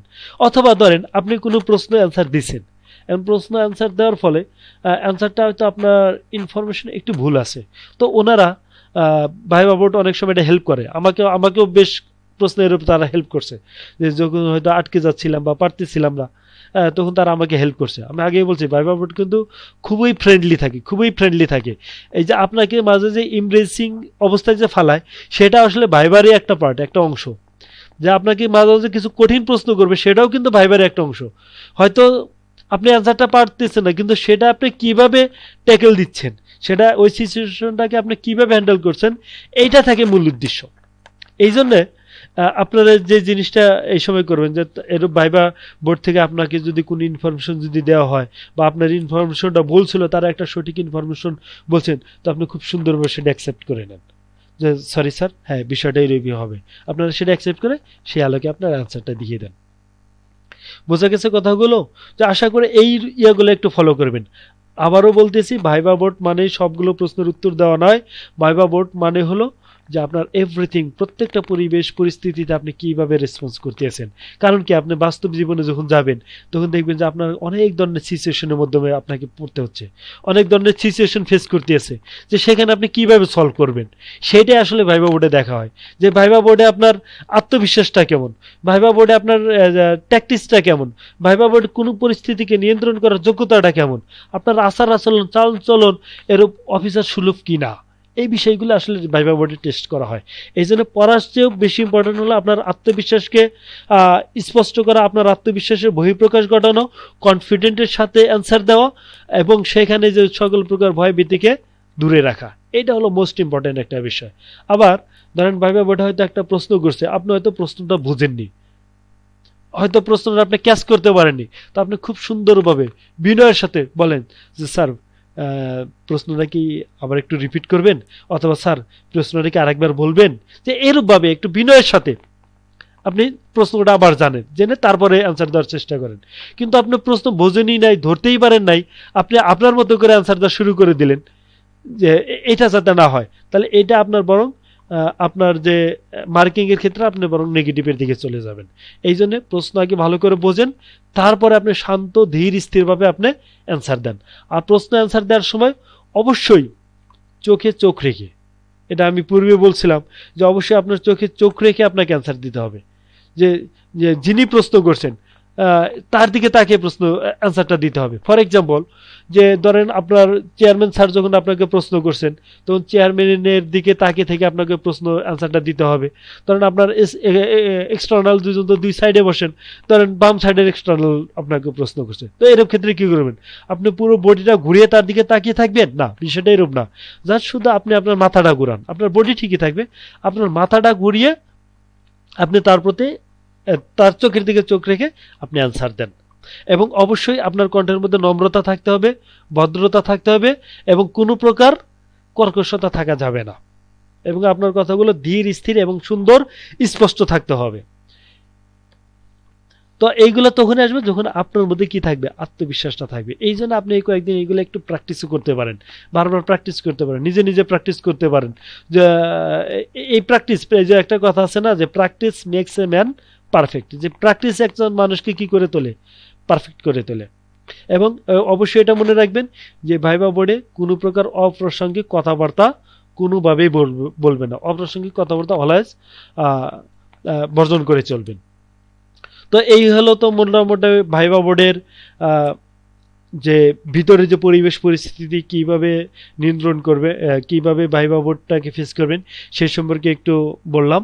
তবে একটা জিনিস মনে রাখবেন, আপনার মুখে যাতে একটু হাসি থাকে সবসময়, যে এর না যে আপনার ফেসটা দেখে একদম অত্যাধিক ভারাক্রান্ত মনে হচ্ছে, আপনি দুঃখে কষ্টে শেষ, যে এর না, আপনার ফেসটা হবে হাসি, হাসি মাখা মুখটা থাকবে আপনার হাসি মাখা, যে উৎফুল্ল মনের থাকবে। তাহলে এগুলো আপনার আত্মবিশ্বাসকে বাড়বে, ভাইবা বোর্ডকে ইমপ্রেস করবে, এবং আপনার চোখে চোখে চোখে চোখ রেখে কথা বলার প্র্যাকটিস থাকতে হবে, আপনার কোনটা নম্রতা থাকতে হবে, ভদ্রতা থাকতে হবে।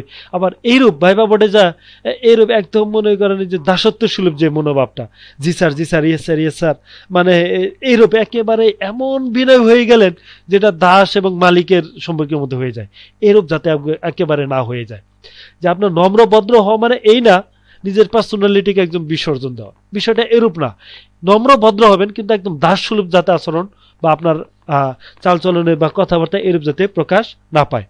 আবার আরেকটা জিনিস, যে ভাইবা বোর্ডকে এটা আপনি খুব ইমপ্রেস করার চেষ্টা করলেন যে স্যার এটা আমার লাস্ট বিসিএস, এইটা, বা আপনি কথাবার্তা এমনভাবে ফুটিয়ে ধরার চেষ্টা করলেন যে আমার বয়স শেষের দিকে, বা আমার এই চাকরিটা খুবই প্রয়োজন, আমার অর্থনৈতিক দৈন্যদশা এই ব্লা ব্লা, এরূপভাবে নাই করা। এগুলো যত সম্ভব এগুলো অ্যাভয়েড করে চলা। যে ভাইবা বোর্ডে এই ধরনের আসলে এইগুলা আপনার কি বলবো, এগুলো কি পজিটিভ না, বরং এগুলো আপনার নেগেটিভ ভাবেই দেখা হবে। তো এই যে ভাইবা বোর্ডে আপনার প্রথম যে জিনিস সচরাচর শুরু করা হয়, সেটা মনে রাখবেন যে সেটা কিন্তু যে আমি বলছিলাম যে এটা কিন্তু আপনাকে ভাইবা বোর্ডে ইজি করে নেওয়ার জন্য আপনার কিন্তু আত্মপরিচয়মূলক কিছু প্রশ্ন জিজ্ঞাসা করবে।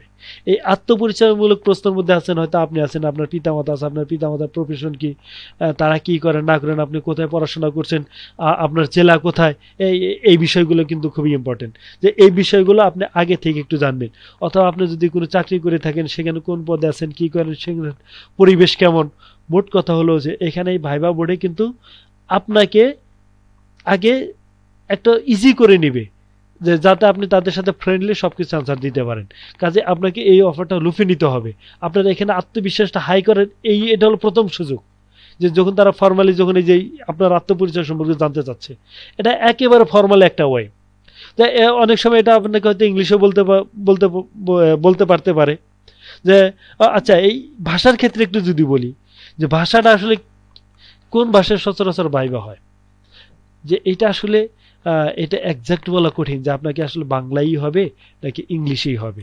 তবে এটা নিশ্চিত যে বাংলায় হলেও আপনার ইংলিশ ফ্লুয়েন্সি বা আপনার ইংলিশ একটু জানার জন্য, যে আপনার ইংলিশের একটু, যে আপনি দৈনন্দিন যে মিনিমাম যেটা কথাবার্তা চালিয়ে যাওয়ার জন্য আপনার ওই ইংলিশের জ্ঞানটুকু আছে কিনা, আপনি মিনিমাম কথাবার্তা বলতে পারেন কিনা, বা ইংলিশের উপর আপনার মিনিমাম দক্ষতা আছে কিনা, সেটার জন্য অবশ্যই আপনাকে কিন্তু বাংলায় যদি পুরো ভাইবা হয় তারপরেও কিন্তু আপনাকে ইংলিশে কিছু বাক্য বলতে বলবেই। সেটা হতে পারে ইন্ট্রোডিউস ইউরসেলফ, সেটা হতে পারে আপনার শিক্ষা প্রতিষ্ঠান সম্পর্কে বলেন, সেটা হতে পারে যে আজকে আপনি বাসা থেকে ভাইবা বোর্ডে কিভাবে আসছেন, সেটা হতে পারে, অথবা সেটা হতে পারে আপনার জেলা সম্পর্কে বলেন। এরকম কয়েক লাইন কিন্তু থাকবেই। এটা আপনারা খুব সুষ্ঠু ধীর স্থিরভাবে সাবলীলভাবে বলার চেষ্টা করবেন। এই ক্ষেত্রে কিন্তু গ্রামার খুব বেশি ভ্যারি করে না, ম্যাটার না। গ্রামারটা খুব বেশি আপনার যে গ্রামাটিক্যালি একেবারে রাইট হতে হবে বিষয়টা এরূপ না। তো এখানে মূল দেখা হয় যে আপনি সাবলীলভাবে বলতে পারতেছেন কিনা। এই জন্য আপনারা কিন্তু চাইলে এখান থেকে যে বিশেষ কিছু পয়েন্ট, এই যে বললাম নিজের আত্মপরিচয় দেওয়া, কীভাবে আসছেন, নিজ জেলা, নিজ প্রতিষ্ঠান, হ্যাঁ এইগুলা সম্পর্কে, বা নিজের পিতা সম্পর্কে বা মাতার সম্পর্কে, এইগুলা সম্পর্কে ইংলিশে একটু আপনারা চাইলে প্র্যাকটিসও করে নিতে পারেন, এটা খুবই ভালো হবে। ঠিক আছে। এই যে বললাম, এই আত্মপরিচয়ের মধ্যে কিন্তু আরেকটা আপনার বিষয় থাকে, সেটা হলো যেমন এই যে আপনার নাম, এই আপনার নাম সম্পর্কে, আপনার নামের সাথে বিখ্যাত কোনো ব্যক্তি আছে কিনা, যতগুলো আপনার নামের সাথে প্রাসঙ্গিক যে ব্যক্তি আছে, প্রথম হলো এই ব্যক্তিদের ডিটেলস আপনাকে জানতে হবে, তাদের জন্ম মৃত্যু, তাদের কীর্তি, তারা কোন কারণে স্মরণীয় আছেন, তাদের কোনো বই আছে কিনা, আপনার নামের সাথে রিলেটেড বিষয়গুলো জানতে হবে। তারপর হলো আপনার শিক্ষা প্রতিষ্ঠান সম্পর্কে ভালোভাবে জানতে হবে এই আত্মপরিচয়ের মধ্যে, কারণ এই প্রশ্নগুলো এখান থেকেই হবে। তারপর হলো আপনি যে জেলায় বা উপজেলায় বা যে গ্রামে জন্মগ্রহণ করছেন সেই জেলা সম্পর্কে আপনার খুব ভালোভাবে প্রফাউন্ড নলেজ থাকতে হবে, কারণ এইগুলো কিন্তু আপনাকে জিজ্ঞাসাই করতে আছে আপনাকে ইজি করে নেওয়ার জন্য।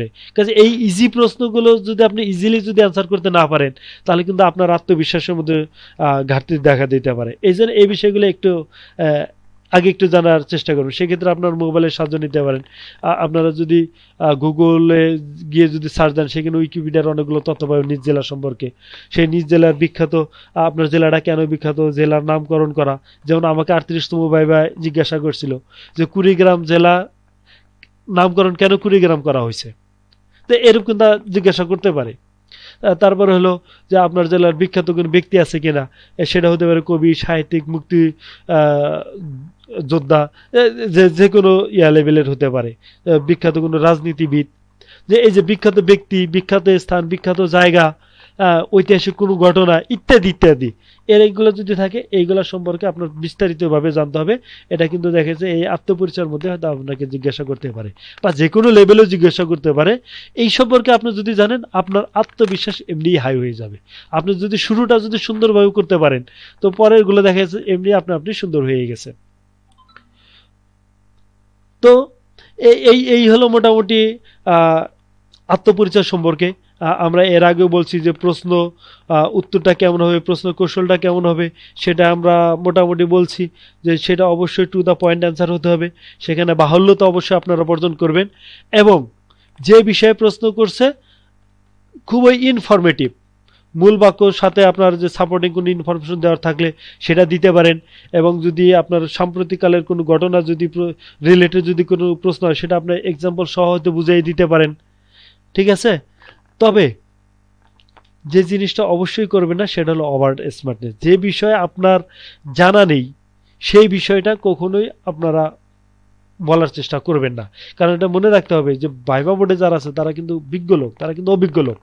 কাজে আপনি কোথায় কারচুপি করতেছেন, কি করতেছেন, তারা কিন্তু সেটা বুঝতে পারে। কাজে আপনার কিন্তু যে আগেই বলছি যে ভাইবা মানে এই না আপনাকে সবগুলো প্রশ্নের উত্তর দিতে হবে। ভাইবা মানে হলো এই যে আপনি প্রশ্নগুলো কত সুন্দরভাবে আপনি তাদের সামনে উপস্থাপন করতে পারতেছেন, আপনার অ্যান্সারটা কত সাবলীলভাবে আপনি দিতে পারতেছেন। আপনি না পারলেও সেটা, সেই পরিস্থিতিটাকে আপনি কত সুন্দরভাবে আপনি ট্যাকেল দিচ্ছেন, এইটার নাম হলো ভাইবা। সেখানে আপনার বডি ল্যাঙ্গুয়েজ কি, সেখানে আপনার দক্ষতা কেমন, আপনার বাচনভঙ্গি কেমন, সেখানে আপনার পার্সোনালিটি কেমন, এভরিথিং হলো ভাইবার গুরুত্বপূর্ণ অংশ।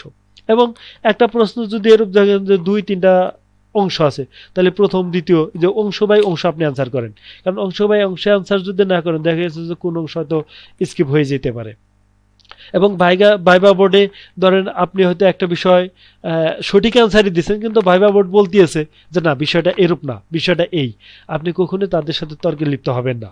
ফর এক্সাম্পল, যে আমি এটা কিন্তু আগেই বলছি যে এই বিষয়গুলো করা হয় এই জন্যই আপনাদেরকে একটা ক্রিটিক্যাল পরিস্থিতিতে ফালানোর জন্য, যে ওইরূপ অবস্থা আপনি কি করেন। যেমন ধরেন আপনাকে দেখাইছে জাম দেখায় বলতেছে এটা হলো এটা কি, আপনি বললেন জাম, তারা বলতেছে না এটা জাম না, এটা হলো কালো আঙ্গুর। তো আপনি বারবার বলতেছেন না স্যার এটা তো জাম, এটা তো স্যার এটা তো আমি দেখতে পারতেছি স্যার জাম, এটা তো আপনি ভুল বলতেছেন, এটা জাম ছাড়া অন্য কিছু হবেই না। এই ধরনের কথাবার্তা প্লিজ অ্যাভয়েড করবেন, এই ধরনের কথা বলতে বলবেন না। যে ভাইবা বোর্ড যদি আপনাকে জাম দেখায় যদি বলে যে এটা হলো কালো আঙ্গুর, আপনি বললেন যে স্যার এটা জাম, যদি ভাইবা বোর্ড তারপরে যদি বলে, তখন বলবো স্যার এই বিষয়টা সম্পর্কে হয়তো আমার জানা নেই, বা এই বিষয়টা সম্পর্কে স্যার আমি যতটুকু জানি এটা নেই স্যার, এটা হতে আমার জানা ভুল থাকতে পারে, এরূপভাবে বলে দিলেন। কিন্তু তাদের সাথে কখনো আপনি তর্কে বিতর্কে জড়াবেন না। কারণ কি, আপনি যদি তর্কে বিতর্কে যদি জড়িয়ে যান, তাহলে পরবর্তী যে অংশটুকু ভাইবা আপনার জন্য আরো হয়তো কঠিন হয়ে যেতে পারে। এই জন্যে যে ভাইবা বোর্ডে অবশ্যই আপনি নম্র ভদ্রভাবে নিজের বক্তব্যকে উপস্থাপন করুন। সেখানে যদি দ্বিমত আসে, সেটাকে আপনি অ্যাকসেপ্ট করে নম্র ভদ্রভাবে সেটাকে আপনি মোকাবেলা করেন। এবং কোনো ভুল যদি হয়, সেটা বলছি যে ভুল হলে সেটা আপনি খুব সুন্দরভাবে সেই ভুলটা অ্যাকসেপ্ট করে দুঃখ প্রকাশ করে আপনি সঠিকটা বলুন। এখন ভাইবা আপনি দিলেন, হলো, সব কিছুই হলো, এখন আপনার আসবেন কিভাবে, এই ক্ষেত্রে একটু মনে রাখতে হবে। ওই যে শুরুতে বলছিলাম, আপনি কিন্তু বসার সময় ব্লেজারের যে মাঝের যে বাটম আছে সেটা কিন্তু খুলে ফেলছিলেন, এখন আপনি সেটা লাগিয়ে নেন, ওখানেই লাগান। এরকম না যে আপনি সেখান থেকে খোলা অবস্থায় এসে বাইরে এসে লাগাবেন, এটা না। আপনি সেখানেই লাগানোর পর আপনি দাঁড়ান সুন্দরভাবে, চেয়ারটা সাইড করেন, সাইড করে আপনি প্রথম যেটা করবেন যে একদম চেয়ার সাইড করে বের হয়ে আপনি পিছন দিকে ঘুরবেন না, আপনি জাস্ট 2-3 কদম পিছনে আসেন, আসার পরে আপনি ঘুরে স্বাভাবিকভাবে আপনি হেঁটে আসেন, স্বাভাবিকভাবে, যে এখানে যাতে এক্সট্রাঅর্ডিনারি কোনো কিছু প্রকাশ না পায়। আপনি স্বাভাবিকভাবে বের হয়ে আসেন এবং দরজাটা খুব সুন্দরভাবে ধীর স্থিরভাবে আপনি লাগিয়ে চলে আসেন। এই ছিল আপনার ভাইবা এবং ভাইবা বোর্ডের ভিতর যে করণে এটা। এখন আমরা আসি যে পরের যে অংশ, যে আমরা আসলে রাষ্ট্রবিজ্ঞানের জন্য কি কি পড়াশোনা করব। ভাই এটা আগেই বলছি, আপনাদের সময়ও খুব কম, প্রিপারেশন নেওয়ার মধ্যে খুব বেশি সময়ও আপনাদের নেই, কাজে এটা নিয়ে খুব বেশি অরিট না হওয়া। আসলে ভাইবা বোর্ডের জন্য যে আপনাদের যে খুব বেশি পড়াশোনা করতে হবে এরূপ না, কারণ এটা দেখেন আমি আবারও বলতেছি যে আপনি হয়তো অনেক কিছু পড়াশোনা করছেন, অনেক কিছু জানেন, অনেক কিছুই করছেন, কিন্তু আপনার ভাইবা বোর্ডে নিজেকে সুন্দরভাবে উপস্থাপন করতে পারেন নাই। এইটা আপনার এই জানাশোনাটা ভাইবা বোর্ডের জন্য একেবারে জিরো হয়ে যাবে। এই জন্যে আপনার যেটা দরকার আত্মবিশ্বাস, এই আত্মবিশ্বাসের জন্যেই হয়তো আপনি একটু পড়াশোনা করে যাবেন। যেহেতু সাবজেক্টিভ, এটা মনে রাখতে হবে যে সাবজেক্টিভ ম্যাক্সিমাম প্রশ্ন হয়তো সাবজেক্ট থেকেই করবে, তবে এর বাইরে থেকেও কিন্তু করে, যে কোনো জায়গা থেকে করতে পারে, এর ভাইবার কোনো নির্দিষ্ট সিলেবাস নাই, যে কোনো জায়গা থেকে করতে পারে। সেই জন্যে যেখানে আসলে পড়াশোনাটা মুখ্য বিষয় না, মুখ্য বিষয়টা হলো আপনি কত সুন্দরভাবে ভাইবা বোর্ডটাকে ফেস করতে পারেন। আপনি আত্মবিশ্বাসটা যত বেশি গ্রো করতে পারেন তত বেশি আপনার ভাইবাটা ফ্রুটফুল হবে। আর এই আত্মবিশ্বাসটা গ্রো করার জন্যই আপনাকে একটা পড়াশোনা করতে হবে। আমি এই যে 38, 40, 41 যে ভাইবা যে দিছি, বিশ্বাস করেন ভাই আমি যত পড়াশোনা করেই গেছি, এই যে বিভিন্ন গাইড কিনে একদম মুখস্থ করে গেলাম, এখান থেকে কোনো প্রশ্নই জিজ্ঞাসা করেনি। এমন প্রশ্ন জিজ্ঞাসা করছে যেগুলো সচরাচর, যেমন আমাকে একটা প্রশ্ন করছিল যে differentiate between honesty and integrity, বলেন তো এই প্রশ্নটা কোন গাইডে কোথায় পাবেন, যে এরূপ টাইপের প্রশ্ন। যে বললো যেমন আমার 40 ইয়াতে মনে আছে যে আপনি তো লেকচারার হিসেবে রাষ্ট্রবিজ্ঞানে আছেন, আচ্ছা বলেন তো যে এই যে বলেন যে সামাজিক মূল্যবোধ এটা কেন ইম্পর্টেন্ট, আচ্ছা বলেন তো এইগুলা কি আসলে কোথাও খুব বেশি ভাবে আপনি কোন ভাইবা গাইডে পাবেন, এর ভাবে তো আসলে পাওয়া যাবে না। এই জন্য এইগুলো কোথায় লাগবে, যে এইগুলো পড়াশোনা করতে এসে নিজের ভিতরে একটা যা শুধু আত্মবিশ্বাস গ্রো করার জন্য, কিন্তু এইগুলো থেকে প্রশ্ন করতেও পারে নাও পারে। হ্যাঁ, আবার যেমন 38 আমাকে জিজ্ঞাসা করছিল যে আপনি ম্যাকিয়াভেলিজম বলতে কি বোঝেন, যে এইগুলো হয়তো ওই যে আমরা যে এই যে পড়াগুলো পড়ছি এখান থেকে কিন্তু চলে আসছে। অথবা আমাকে জিজ্ঞাসা করছিল যে আপনি ম্যাকিয়াভেলির দ্য প্রিন্স গ্রন্থটা পড়ছেন কিনা, পড়লে সেখানে কি নিয়ে আলোচনা করা আছে, যে এই বিষয়গুলো কিন্তু আমার পারতেই হবে। যেমন বলছি যে আপনি কি পারলেন না পড়লেন এটা যেরূপ ইম্পর্টেন্ট না, গুরুত্বপূর্ণ না। আবার একটা বিষয় খুবই important, as a student of political science, যে রাষ্ট্রবিজ্ঞানের একজন ছাত্র হিসাবে রাষ্ট্রবিজ্ঞানের যে মূল টপিকস যেগুলো আছে সেইগুলো সম্পর্কে আপনাকে পারতে হবে। সেইগুলো বিষয় যদি আপনি না পারেন তাহলে কিন্তু ভাইবা বোর্ড এটা কোনোভাবে অ্যাকসেপ্ট করে নিবে না, যে আমাদের রাষ্ট্রবিজ্ঞানের যে মূল বিষয় যেগুলো আছে সেইগুলো বিষয় অবশ্যই আপনাকে প্রোফাউন্ড নলেজ রাখতে হবে, সেগুলো আপনাকে পারতে হবে, সেগুলো আপনাকে জানতে হবে। যেমন ধরেন বাংলাদেশের সংবিধান, বাংলাদেশের সরকার ব্যবস্থা, আমি আবারও বলতেছি এই মূল বিষয়গুলো কিন্তু আপনাকে জানতে হবে।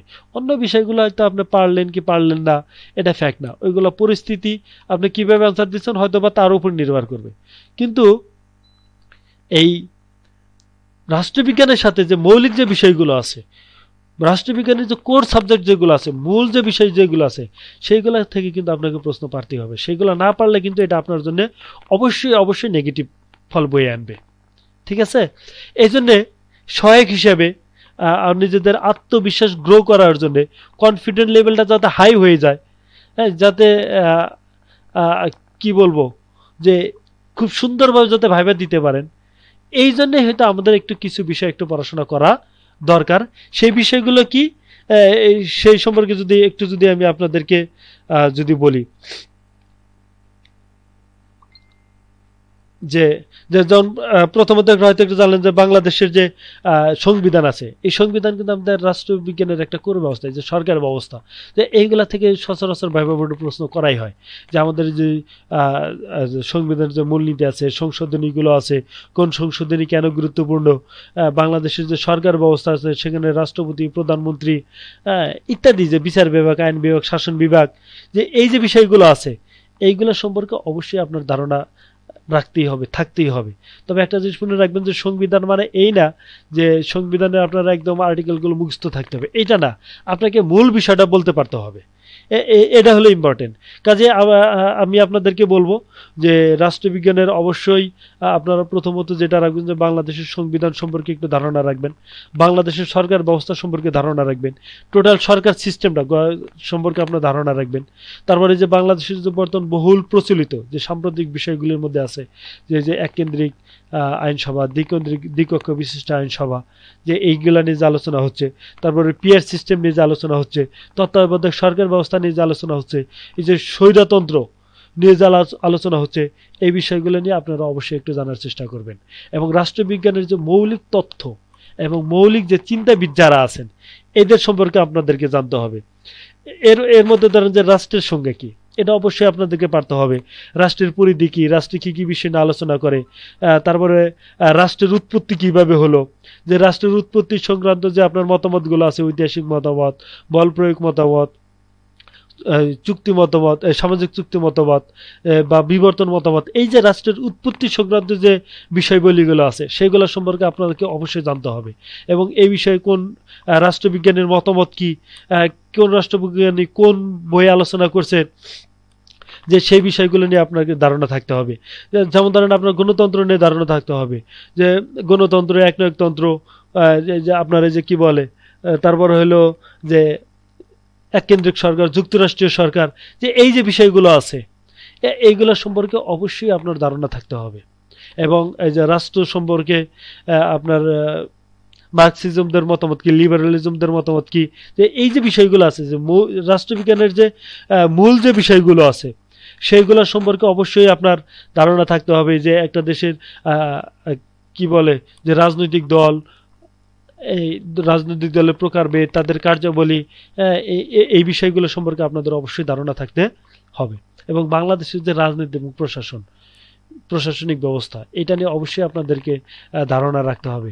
যে বাংলাদেশের রাজনৈতিক দলকে একটা যে আমাদের দেশে কমন একটা হলো যে দেখে যে ম্যাক্সিমাম স্টুডেন্ট রাজনৈতিক দল কি সেটা হইতে পারতেছে না। আপনাদেরকে এই জিনিসগুলো পারতে হবে, যে রাষ্ট্রবিজ্ঞানের মূল যে বিষয়গুলো সেগুলো অবশ্যই আপনাদেরকে পারতে হবে। যে রাজনৈতিক দল কি, দলীয় রাজনীতি কি, নির্বাচন কি, নির্বাচনের ব্যবস্থা কি, তারপর নির্বাচক মণ্ডলী কি, যে জনমত কি, এই যে গণতন্ত্র কি, গণতান্ত্রিক মূল্যবোধ কি, এই যে গণতান্ত্রিক প্রাতিষ্ঠানিকীকরণ কি, যে এই যে বিষয়গুলো আছে সেই বিষয়গুলো সম্পর্কে আপনাকে অবশ্যই বিস্তারিতভাবে জানতে হবে। তারপর হলো যে এই যে আমাদের রাষ্ট্রবিজ্ঞানের একটা বিষয় আছে যে আন্তর্জাতিক সম্পর্ক, যে এই আন্তর্জাতিক সম্পর্কের জন্য যে আপনাদের জাতিসংঘ, তার বিভিন্ন যে অঙ্গ সংগঠন আছে, তারপর আমাদের যে দক্ষিণ এশীয় যে বিভিন্ন সংস্থাগুলো আছে যেমন সার্ক, বিমস্টেক, হ্যাঁ, এইগুলো সম্পর্কে জানতে হবে। তারপর বাংলাদেশের জাতিসংঘের যে শান্তি রক্ষা যে বাহিনী আছে, কমিশন আছে, সেখানে প্রচুর কি বলবো, যে আমাদের সেনাবাহিনী, পুলিশ, আর্মি, বিডার এই বাহিনীদের সেখানে প্রেরণ করা হয় এবং সেখানে তারা সুনামের সাথে যে তারা যে দায়িত্ব পালন করে এবং সেখান থেকে তারা যে অর্থনৈতিকভাবে বেনিফিটেড হয়, এই বিষয়গুলো নিয়ে বাংলাদেশের সাথে জাতিসংঘের যে শান্তিরক্ষা মিশনের যে সম্পর্ক রয়েছে সেইগুলো নিয়ে আলোচনা করবেন। তারপর আমাদের প্রতিবেশী দেশ হিসেবে ভারত, চীন, মিয়ানমার বা অন্যান্য যে দেশ আছে, যেমন বিশেষ করে ইউএসএ, ইউরোপিয়ান দেশ, তারপর হলো যে ইসরায়েল ফিলিস্তিন যে যুদ্ধে সেখানে বাংলাদেশের ভূমিকা বা সম্পর্কে কেমন হওয়া উচিত, যে এই বিষয়গুলো সম্পর্কে অবশ্যই আমাদেরকে আপনাদেরকে একটু জানতে হবে, একটু আগে থেকে একটু সাজানো গোছানোভাবে, হালকা মানে যতটুকু পারা যায়। আবারও বলতেছি, এইগুলো আপনাকে জানতেই হবে, এইগুলো পারতেই হবে। এই যে আন্তর্জাতিক এই বিষয়টা কিন্তু এরকম না, তবে মৌলিক যে বিষয়গুলো রাষ্ট্রবিজ্ঞানের সেগুলো অবশ্যই আপনাকে জানতে হবে। আর যে বিষয়গুলো না জানলে খুব সুন্দরভাবে ট্যাক্টফুলি আপনাকে সেটাকে হ্যান্ডেল করে চলে আসতে হবে। এবং আমাদের যে পাবলিক অ্যাডমিনিস্ট্রেশন, এটা কিন্তু খুবই ইম্পর্টেন্ট। এখান থেকে আমরা আমাদেরকে একটু ভালোভাবে একটা ধারণা নিতে হবে যে বাংলাদেশের যে আমলাতন্ত্র কি, আমলাতন্ত্রের বৈশিষ্ট্য, প্রকারভেদ, বাংলাদেশের আমলাতান্ত্রিক সিস্টেম, আমলাতন্ত্রের কার্যাবলী, তারপর প্রশাসনিক, এই যে আপনার সচিবালয়, তারপর মাঠ প্রশাসন, এই যে বিভিন্ন যে প্রশাসনিক যে পদগুলো আছে, সেইগুলো সম্পর্কে আপনাদেরকে ধারণা রাখতে হবে। ঠিক আছে। তারপর হলো যে এই বিভিন্ন যে সমসাময়িক যে আন্তর্জাতিক ইস্যু, যেটা অবশ্য আমরা পূর্বে বলছি যে বিভিন্ন যে সমসাময়িক যে আলোচিত যে বিষয়গুলো আছে, সেই বিষয়গুলো সম্পর্কে আপনাদেরকে অবশ্যই ধারণা রাখতে হবে। এবং এর জন্যে অবশ্যই আপনারা যদি পারেন যে বিগত কয়েকদিনের একটু পেপার পত্রিকাগুলো একটু মূল শিরোনামগুলো, মূল খবরগুলো বিস্তারিত না পারলেও মোটামুটি একটা ওভারভিউ যাতে একটা আইডিয়া চলে আসে, সেই জন্য আপনারা ওই পত্রিকাগুলো দেখতে পারেন, বিগত সালের পত্রিকা। আর অবশ্যই এখন থেকে ভাইবার দিন পর্যন্ত পত্রিকাগুলো অবশ্যই আপনারা ফলো করবেন। হ্যাঁ, সেটা একটা আপনারা ইংলিশের জন্য একটু ইংলিশ পত্রিকা দেখতে পারেন, একটা বাংলা পত্রিকা দেখতে পারেন, আবার আপনারা চাইলে গুগলে সার্চ দিয়ে যে ইন্টারন্যাশনাল যে পত্রিকাগুলো আছে আপনারা চাইলে সেগুলো দেখতে পারেন। এবং যে আমাদের রাষ্ট্রবিজ্ঞানী যে বিখ্যাত যে রাষ্ট্রবিজ্ঞানী যারা আছে তাদের সম্পর্কে জানতে হবে। বিশেষ করে আমি বলবো সক্রেটিসের যে ফিলোসফিক্যাল যে দর্শন ছিল, রাষ্ট্রবিজ্ঞানে যে তার অবদান, সেগুলো সম্পর্কে আপনার জানতে হবে। তো তারপরে ধরেন প্লেটোর রাষ্ট্রচিন্তা, প্লেটোর যে রিপাবলিক গ্রন্থ ছিল, তারপরে প্লেটোর আদর্শ রাষ্ট্রতত্ত্ব, তারপরে প্লেটোর দার্শনিক রাজা, তারপরে প্লেটোর যে এই যে সাম্যনীতি ছিল, ন্যায় নীতি ছিল, এই যে প্লেটোর সাম্যবাদ, যে এই যে বিষয়গুলো ছিল, যে এই প্লেটোর শিক্ষা ব্যবস্থা, যে এই বিষয়গুলো সম্পর্কে আপনাকে জানতে হবে। তারপরে যদি আমরা এরিস্টটলের কথা বলি, তাহলে এরিস্টটলের যে আপনার দ্য পলিটিক্স গ্রন্থ ছিল, সেই পলিটিক্স গ্রন্থ সম্পর্কে জানবেন। আচ্ছা, এই পলিটিক্স গ্রন্থ বা রিপাবলিক পুরো বই তো আর পড়া সম্ভব না, তাহলে কি করবেন আপনারা? যদি গুগলে যদি এর যদি সাইনোপসিস, অর্থাৎ এর যদি সারাংশ, মূল অংশটা যদি আপনারা যদি সার্চ দেন, দেখবেন অটোমেটিক চলে আসছে। তাহলে সেই ক্ষেত্রে আপনার ওটা দেখে গেলেও, কারণ এগুলা কিন্তু ভাইবা ওটা জিজ্ঞাসা করে আপনি পলিটিক্স পড়ছেন কিনা, রিপাবলিক পড়ছেন কিনা, পড়লে সেখানে কি আছে, কোন বিষয়ে আলোচনা করা হয়েছে, এগুলো প্রশ্ন কিন্তু সচরাচর একদম কমন, এই প্রশ্নগুলো কিন্তু করে। সেই জন্য যেটা আপনার করবেন, এই যে বিখ্যাত যে বইগুলো আছে, যেমন প্লেটোর রিপাবলিক বা অ্যারিস্টটলের যে পলিটিক্স, বা ম্যাকিয়াভেলির দ্য প্রিন্স, এই যে গ্রন্থগুলো আছে, বা কার্ল মার্কসের যে দাস ক্যাপিটাল, এই যে গ্রন্থগুলো আছে, এই গ্রন্থগুলো আপনারা একটু সার্চ দিয়ে এর সারসংক্ষেপটা আপনারা অবশ্যই একটু দেখে যাবেন। এগুলো কিন্তু মূল প্রশ্ন, এগুলো আমাদের রাষ্ট্রবিজ্ঞানের একদম মৌলিক কোর প্রশ্ন, এগুলো আপনাদেরকে পারতে হবে। এইগুলো যদি না পারেন তাহলে কিন্তু ভাইবা খুব বেশি ভালো হয়েছে বলে মনে করা যাবে না। ঠিক আছে, হয়তো অনেক প্রশ্ন না পারলেও হবে, কিন্তু রাষ্ট্রবিজ্ঞানের সাথে রিলেটেড মৌলিক বেসিক যে প্রশ্নগুলো আছে সেইগুলো যদি না পারেন তাহলে সেটা খুবই দুঃখজনক বিষয় হবে। তারপরে যেমন ধরেন আপনার যে এরিস্টটলের বললাম যে পলিটিক্স সম্পর্কে, বা তারপরে এরিস্টটল যে রাষ্ট্রের উৎপত্তি সংক্রান্ত যে মতামত দিচ্ছেন সেটা বলতে পারেন। তারপরে এরিস্টটলের ধরেন দাসপ্রথা ছিল, এরিস্টটলের বিপ্লব তত্ত্ব ছিল, যে এই যে বিষয়গুলো, সেইগুলো নিয়ে আপনারা আলোচনা করতে পারেন, সেইগুলো সম্পর্কে একটু জানবেন। তারপরে যে জন লক, রুশো, হবস, এগুলার যে সামাজিক যুক্ত মতবাদ, বা জন লক বা রুশো হবসের যে আধুনিক রাষ্ট্রীয় চিন্তা, যে তাদের ভূমিকা, যে তাদের অবদান, সেই সম্পর্কে একটু জানতে হবে। তারপরে আমরা কার্ল মার্কসের যদি বলি, যে কার্ল মার্কসের যে বৈজ্ঞানিক সমাজতন্ত্রের কথা যেটা বলছেন, সেই বৈজ্ঞানিক সমাজতন্ত্রের সম্পর্কে একটু জানলেন, যে বৈজ্ঞানিক সমাজতন্ত্রের সাথে বর্তমান সমাজতন্ত্রের ব্যবধানটা কি, কার্ল মার্কসের সমাজতন্ত্রের সাথে বর্তমান সমাজতন্ত্রের পার্থক্য কোথায়, সেটা বর্তমান যুগে কতটুকু প্রয়োগযোগ্য, বা কার্ল মার্কসের যে রাষ্ট্রচিন্তায় রাষ্ট্রবিজ্ঞানের অবদান কি, সেইগুলো সম্পর্কে একটু জানলেন, বোঝা গেছে। এছাড়াও ধরেন যে আমরা যদি বলি যে ইবনে খালদুন, বা যে ইবনে সিনা, ইমাম গাজ্জালি, তাদের এগুলো আপনারা দেখতে পারেন। তারপরে ওই যে ম্যাকিয়াভেলি সম্পর্কে জানতে পারেন, ম্যাকিয়াভেলিবাদ কি, তিনি কিভাবে যে ধর্ম থেকে রাজনীতিকে আলাদা করলেন, সেটার পক্ষে বিপক্ষে আপনার মতামত দিতে পারেন।